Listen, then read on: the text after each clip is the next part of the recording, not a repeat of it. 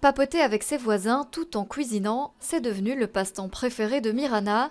Aujourd'hui, au menu, des spaghettis à la bolognaise et avec 3 sauces différentes. cette Eterbécoise et surtout cette cuisinière en herbe est devenue une habituée. Elle vient ici 2 fois par semaine. Je suis venue au départ pour avoir une vie sociale parce que c'était la fin de la pandémie et je voulais avoir un contact.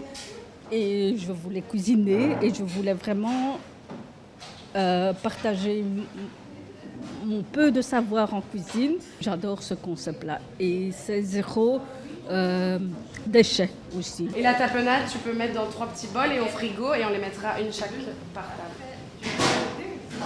Tu peux goûter. Ah, il faut goûter.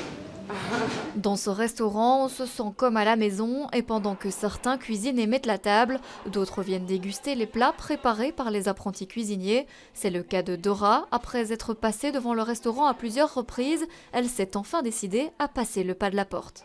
Aujourd'hui, c'est la première fois et je vais continuer à venir parce que des fois, si on se sent seul à la maison, alors ici, on trouve la belle compagnie. Des gens. Il y a des gens que je connais déjà ici et ça me fait plaisir de venir. Comme à la maison, c'est le tout premier restaurant participatif et solidaire de Belgique, un projet qui a vu le jour en 2020 grâce à 2 jeunes bruxelloises. C'est des grandes tablées, on va servir son voisin, on s'assoit à côté de quelqu'un qu'on ne connaît pas. Et donc c'est vraiment le plus participatif possible. On vient plus tôt, on va mettre la table, on reste après, on fait la vaisselle. Et alors participatif aussi dans l'addition qui est à prix libre et solidaire.